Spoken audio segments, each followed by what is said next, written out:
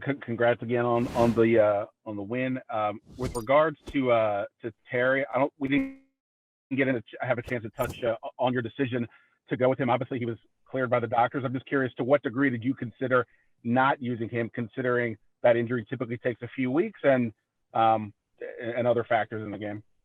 Well, what happened was on Thursday, I believe it was Thursday, he had told us that he felt it turning, and then and we practiced outside, and so while we were practicing, I noticed him on the other side of the field, one of the other practice fields, running sprints, and I saw him run a 100-yard dash for whatever reason, and I knew he was playing, and that's all it took.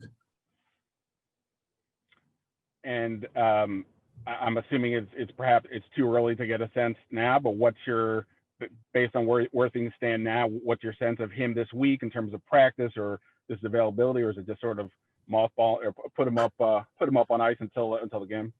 Well, if he does like he did last week, he doesn't have to practice till walkthrough on Saturday. Thank you. I'm just kidding. Relax, okay? No, honestly, we'll see, but I'm pretty confident that he'll be a little further along than he was last week. We should have a couple of good days of practice, so I do anticipate him seeing him out there in a limited role, taking specific reps more so than anything else. But we'll have a plan for Terry, as we'll have a plan for Alex, as we'll have a plan for Antonio Gibson as well. Thank you. Go ahead, Pete. Hey, Ron, does the fact that you're playing, Tom Brady this week, it adds a lot of outside intrigue. Does that do anything for you and for you guys, or is it just another opponent no matter what quarterback it is? I'll say that with a straight face. It's another opponent. No, it's Tom Brady. I mean, let's be realistic about who we're playing. I mean, the dude's having a phenomenal year again. He's been hot. Maybe we'll get lucky and catch him on a down. But right now he's playing really good football, and we'll see. That's I promise you, we'll show up on Sunday though, or Saturday, I should say. We'll show up on Saturday night. Does a game like this, where he's such a famous pocket passer, is this why a team invests so much in their defensive line, including Chase Young and Montez, and even guys before you got here? Is that why you create a unit so you can maybe swing a game like this? Well, not necessarily just this game, but games like these. I think there's more than enough of games like these. That's why you have the front you have. I mean, to me, in all honesty, going back to my experiences in 2015, and then a couple of years ago, doing a little research on pressure and the importance of interior pressure combined with edge pressure, how much it impacts, that's why you do it. I mean, when I was in Carolina, we had one of the best pocket passers that we competed against twice a year, and Drew Brees, and we had to have a rush. And, we went out and drafted Star Lutulele and K'Wan Short, and coupled them with some outside edge speed that we had, and Mario Addison and Charles Johnson, and we were able to get to the quarterback. Getting here and having gotten a chance to see what San Francisco had done the last couple of years, and then looking at this roster, as I've told you guys before, and just seeing the youth and the potential for that youth, and knowing that if we develop the youth properly, we'd have something pretty good. And I think we're starting to get that. I mean, we're still developing, they're still learning, they're still growing, but their potential most certainly is on display. Where you were worried you guys might? Yeah, to be honest with you, I mean, we played 2 games without our starting quarterback, without our best wide receiver, without our best running back combination healthy, and honestly, nobody cared. That's the truth of the matter. Nobody cared 2 weeks ago. Nobody cared a week ago, and so the concern was there. And Alex came in and did what we hoped Alex would do, and lo and behold, we got into the playoffs. But yeah, I was concerned, to be honest with you. Curious what your reaction was when Jalen Hurts was benched and Nate Sedfeld came in? I mean, just what did you think of the whole situation there?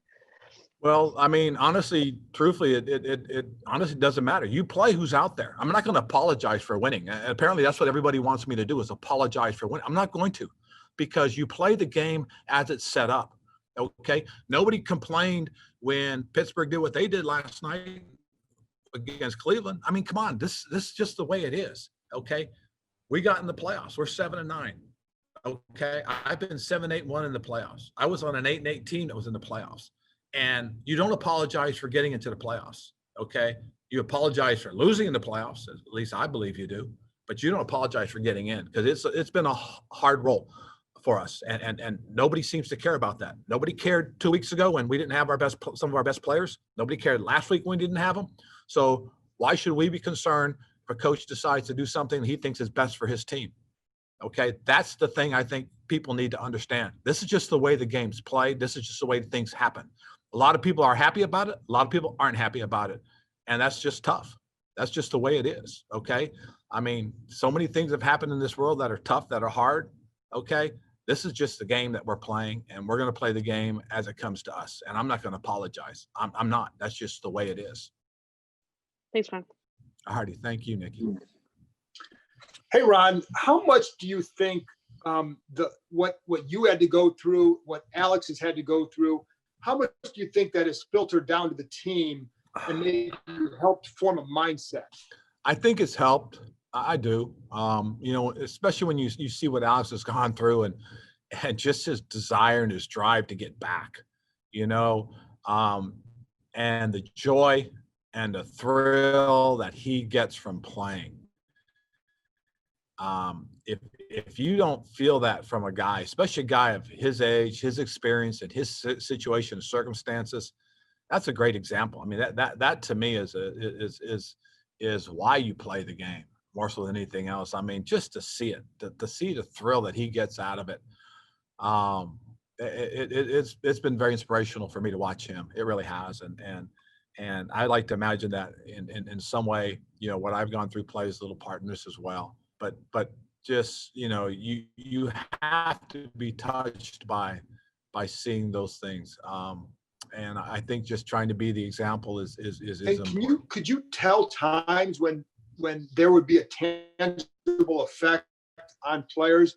Could you see things, or was it more just in general? Were there times of practice where maybe you overhear something or something like that? I've overheard it during training camp when Alex would do something and you see guys goes, man, gosh, just look at him. God, he's having fun. He's excited. I mean, I've heard that. And what's even more crazy was after that show that they did, I believe ESPN did it, Project 11, right? I think that's what it was called. After that, it aired, and you could hear the players talk about it. Man, I wouldn't be doing it. Oh, are you kidding? He loves the game. That's why he's out there. I mean, that to me, that's a tangible thing that the guys can learn from. And if you're not learning from it, maybe you don't deserve to be here, because this is an opportunity that, you know, you're not given, you earn. You know, it's not. You're not entitled to it. You have to earn it. You really do. And so for him to work his way back, that to me tells the whole story. Thank you. All righty, John. Hey, Ron, hopefully you caught up on some sleep here, but there's a viral video going on of Chase Young running off the field after the game against Philly, screaming, "I'm coming for Tom Brady. I want Tom." As a coach, do you love to see that from your rookie player, or do you cringe in a sense because it could be bulletin board material for Mr. Brady? Well, it's going to be bulletin board material. Let's be honest about that. I know they'll have fun with it. And you've got to chalk it up to youthful exuberance. But that's who Chase is. And I do cringe, but at the same time, I smile at it because he loves playing the game. And I think that's what it's all about. You know, as I talked about earlier about Alex loves playing the game. I want guys that love playing professional football on this team, not guys that the difference. It's about wanting to play the game, loving to play the game, not just showing up in a uniform looking good. I mean, that's what I want. And that's who Alex is. That's who Chase is. And that's the kind of guy we want on our football team. You've used kind of the phrase playing with house money. Nobody expected us to be here. Is that the kind of the approach, the mentality going to this one, that you're playing with house money? And could that serve you well in a situation like this where not many people are expecting you to beat the Tampa Bay Buccaneers and Tom Brady? Exactly. But, you know, the old saying goes, all you need is a chance. And so that's what we have, is a chance. And it's interesting because, you know, there's been a lot of upset victories throughout time, and no bigger or greater upset victory than David versus Goliath. So who knows? We'll see what happens. That's why we'll show up on Saturday night. Thank you, Ron. All right, Scott. Hey, Ron, congratulations on the NFC East title and 7-9 record. I was waiting for that. I thought that was going to be the first thing I heard today was, no, hey. I got to congratulate you first. But I wanted to ask you, of course, I wanted to ask you, some of the players, Montez Sweat, Morgan Moses, they talked about the biggest difference from this season to last season was just the positivity around the locker room and how you guys fostered this championship and winning mentality.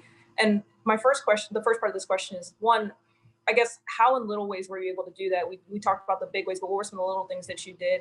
And then the second part of this question is, you started this season by telling us you were reading a book by Winston Churchill. I'm kind of curious if there's anything you read from that book that you feel like kind of applies looking back on the season.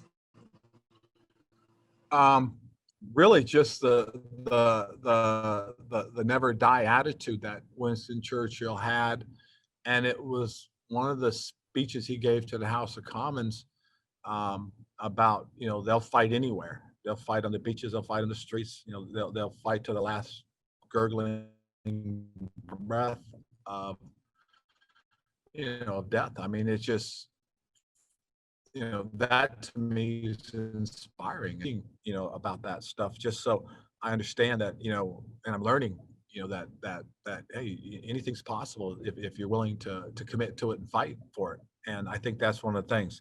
As far as fostering the winning mentality, I think, you know, the first part of it is trying to get them to take ownership of themselves, and then of others around them, and getting everybody to understand that, you know, we have a standard, and if we're below the standard, then we've got to raise it.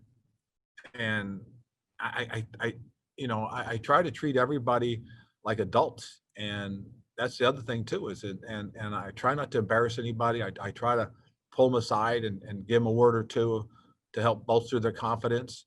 You know, we've got some young guys that you know, have got a lot to learn.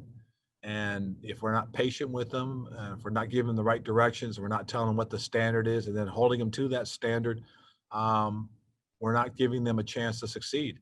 If we're not disciplining them and letting them understand there's consequences for their actions, and then we have to hold everybody else accountable as well, and starting with ourselves, then we're not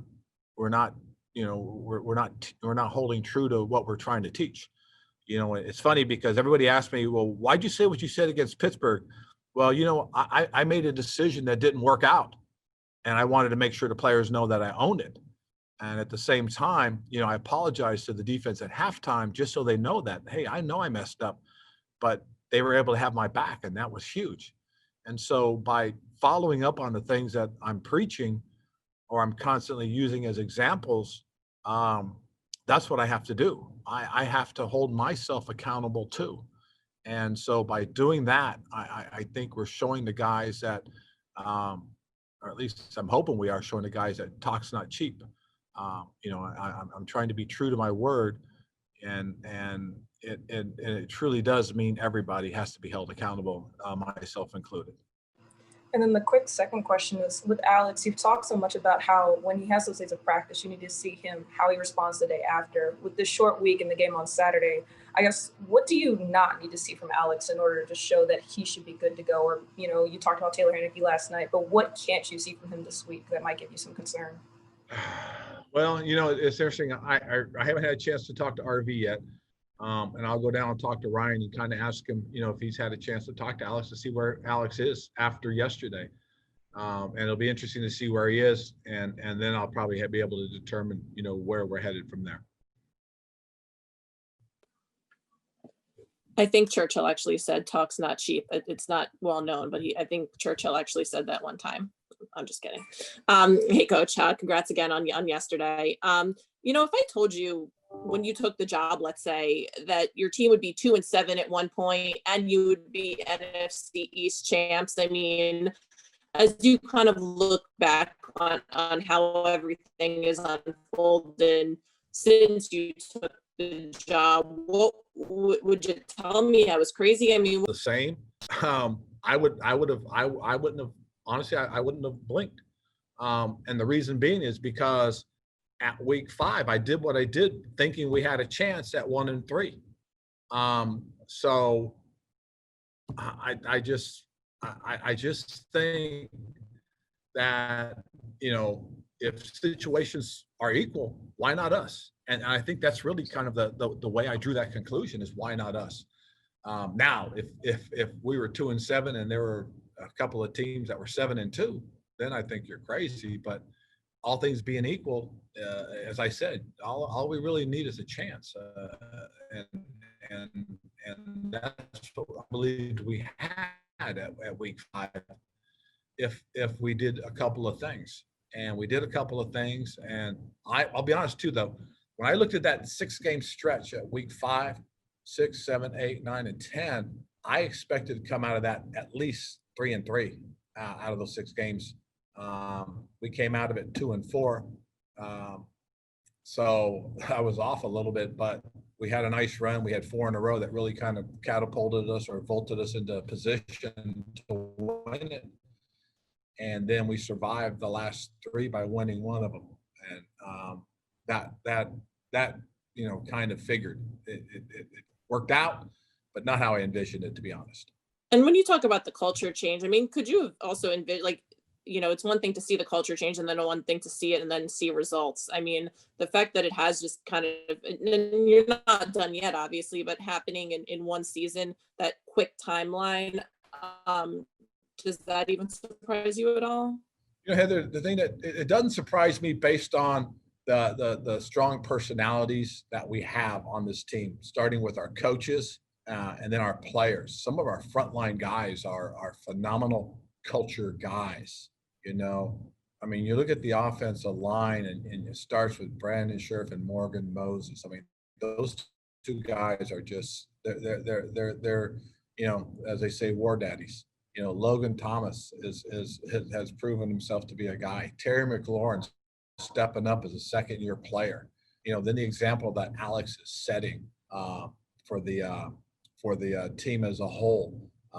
J.D. McKissick just being a solid guy, and then you look at the defensive line, and Jonathan Allen's been as upfront as anybody, but you throw some youthful exuberance in with Chase, and you think, wow, Thomas Davis or being around to be able to tell everybody, what it's been like to have played for me, along with Jared Norris and Jordan Kanasic, a couple other guys that were with me to tell the guys, hey, this is, trust coach, believe in it. This is what he's talking about. Kendall Fuller to be able to talk about what it's like to play for a championship team. Those types of guys are huge. And when you have those kind of guys that are helping to hold it together, hold guys accountable, hold themselves accountable, that's big. That's huge. And we're very fortunate that we do have some frontline guys that help set the example. I mean, you take a look at Chase and Montez, and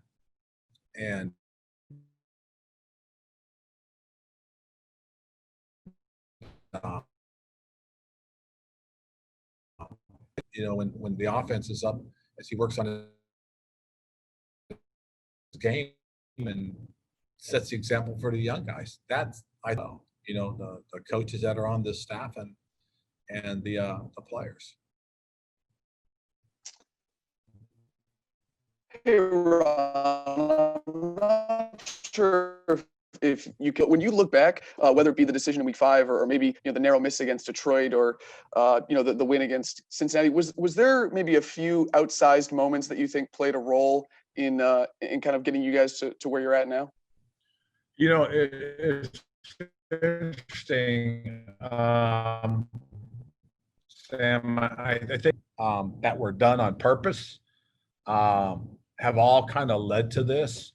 You know, a lot of things were thought out and purposely done. It's interesting because I've got a couple of veteran coaches, I got a few veteran coaches that if you watch the way they do things and the way they handle things and the way they challenge players, you're really, I think, you get a much better sense. And I know you guys only caught training camp. You didn't see how things continued, and we continue to do those things purposefully. That I think is one of the things. It's not one or two things, but it's a series of things that continue to happen. We have to be consistent, and it's interesting because you brought up the Detroit game. You brought up the and then the first Giants game, going for two. To be honest with you, I just want to guys show that, hey, we're playing to win. We especially on the road. And that was done on purpose because that's kind of how I've seen things and believe in them. Now, I'll be honest with you, I'm going to rethink that and go back and look at that and have our analytics guys look and see exactly what it is now, because I think that's changed ever since. To be honest, this probably has changed since overtimes went from 15 minutes to 10 minutes. So it's probably something I need to look at. But a lot of things that we do purposefully with a lot of thought and intent. Thank you. Yeah, and as a kind of like a minor note, we saw Fabian Moreau a little bit more last night than we had in previous weeks. Was that a matchup dependent thing, or is that something that maybe we'll see a little bit more of moving forward? I think it's a little bit of both. Fabian is just had the misfortune of having a good group of guys around him as well. And you look for opportunities to get a guy out there, and sometimes you go beyond it, and you don't get him out there as much as you'd like. He's a guy we'd like to play a little bit more. Same thing with Kalik. Here's a guy we drafted out of Michigan that played the big nickel position, and we had a big nickel in Cam, and then we had to move him to safety, and we kind of forgot about it. And then in talking with Jack and the defensive coaches, he's a guy that's what he did. So we threw him out there, and we played a little bit of that as well. So we've got some guys that we want to see more from and more opportunities. Just there's only so many snaps in a game. For sure. Thank you. All righty. Hey, Ron, the last four teams who didn't have a winning record to make the playoffs have won. Obviously, you were in that position in Carolina. Just what do you attribute that to? And is there something that you can draw on from your past experience having been in that position? Well, hopefully I can draw on it, and it can be positive. But now that everybody's been talking about it, I'll say, people overlook you. They tend to start thinking about their next opponent. Now because it's going to be brought up and talked about, it'll be a point of discussion. I promise you, from Bruce Arians. Bruce doesn't miss a lot of things, so this will most certainly be something that'll be on his radar, and then he'll put on his team's radar. So, there's some things that I'll look back on, obviously, and try and draw from. I mean, did you feel when you guys were 7-8-1? I don't know if overlook is the right word, but could you tell that that perceived underdogness on the field? Like how does that play out in the course of a game? Well, it played out because it was talked about. Okay. And a lot of people said, oh, they shouldn't be in the playoffs. They shouldn't be hosting a game. Well, we went on a 4-game tear and put ourselves in that position to get into the playoffs. So we were hot at that point, and we played well enough to win. Then we went to Seattle and had a chance to win. And it came down to the fourth quarter, but then Seattle bowed its neck and made some big plays and then ran away with it. But we were competitive all the way through. Again, you get into the playoffs any way you can. It doesn't matter. What you do in the playoffs, that's up to you. And I've been part of a couple of teams now that were, one was 7-8-1, the other one was 8-8. And both those teams got in because they won the division, and both those teams won in the first round. And a big part of it, I think, is just because you got hot at the right time. And I think that's important. If you play well at the right time, it's just like they say in hockey. If you got a hot goalie, in baseball, you got a hot pitcher. That's what you want. All right, we got time for about 3 more. All right, Michael Phillips here. With Bruce Arians, you were coaching against him in that last Carolina playoff game that you guys won as the losing record team. I was curious about that, but also he has kind of the same commitment you do to diversity in coaching, bringing on minorities and women onto staff. I was wondering if you guys have interacted about that and how your paths have crossed over the years. Well, first of all, it's cross professionally. I got a tremendous amount of admiration for who he is as a coach. I really do. But Bruce and I have been on a lot of committees together. We've spoke a lot about things, and we try to support each other in the different things that go on in committee, whether it is through diversity and inclusion, or it's just basically the rules of football, and not just the spirit, but the reason the rules are in. So as I said, I've got a lot of respect for him both personally and professionally. And he too has overcome a lot in terms of health as well. I know a lot of people know about that, but Bruce is a warrior as well. And I do love matching up against him. I do love reading some of the things that he says, because they're hilariously honest too. And I think that's great. I really do, because a lot of times we don't say what's on our mind, and he has the propensity to do that, which I think is cool. Appreciate it. All right. Hey, Ron, I can't remember if it was maybe Teddy Williams or Josh who said it years ago, but in Carolina, you went with like the all white jerseys going up into the Super Bowl. And you mentioned big games wearing the all white jerseys and the success now you've had with that. What are the chances on you making that decision to wear the away jerseys for your home game this week? Well, I think the biggest thing more than anything else is it's it's home, and so we've got to do what is traditional, and we'll go from there. Ron, I know you're not going to disclose the game plan or anything like that, but I do wonder, given how Alex kind of finished the game last night, do you approach a week like this, and a short week at that, thinking in your mind not just that Heineke might play, but that he probably will have to play at least some?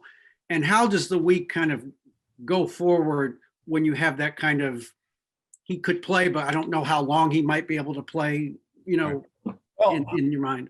I think the biggest thing, David, is because we have a system, and the 3 quarterbacks we have, I think are all interchangeable in terms of their abilities. And so as we go through it, the game plan is what the game plan will be. And so it'll behoove those guys to learn and understand what the game plan is. That was the neat thing about being in Carolina. We had one game plan, whether Cam Newton was our quarterback, whether Derek Anderson was our quarterback, whether Taylor Heineke was the quarterback, or Kyle Allen. It was just one game plan. And that I think is great. So going into this, it's the same way. We'll have one game plan. These guys will work on it. And if Alex can go, Alex will go. If Alex can give us a quarter, 2 quarters, 3, whatever, that's great. And if not, I believe Taylor will be ready. And if something happens, I believe Steven will be ready. So I just feel confident that we have a good group of guys that'll be ready to go one way or the other. But to your point, David, until I get a chance to find out where Alex is, I can't really predict anything. Yeah. But if, whatever the situation is, hey, we'll play it. Thanks. Last one. Hey, Ron, you took a chance, I guess, I don't say chance maybe, but in hiring Jack Del Rio, a guy that you hadn't, I don't believe, worked with before. What kind of went into that, and how's that kind of worked out for you? And is that unusual for you to want to take on people that you haven't always worked with before as a coach? Not necessarily. I've hired guys because of recommendations of certain people. And I hired Jack because I went down and spent some time with him, and Jack just loves football. I've competed against Jack on the collegiate level and on the pro level, and I found him to be a fierce competitor. He's played for some of the best coaches. He's coached with some of the best coaches, so he's got a very good lineage. And then he's made his own mark. I mean, he's had some success in Jacksonville. He had some success in Oakland. And so I just felt good about it. I felt good about our conversation. And it's paid dividends because, to be quite honest with you, I would have never expected, for me to deal with what I did, but to have a guy as experienced as Jack to be able to take over when I needed him to, even when I didn't need him to, he stepped up. And he was great for us this year.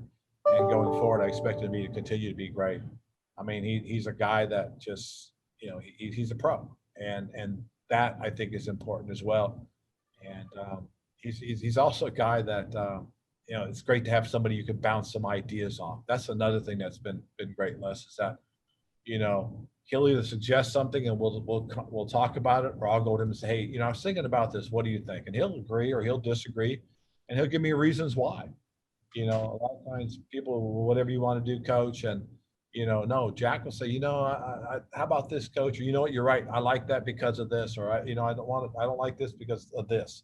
At least I'll have, somebody with some input and somebody with some insight.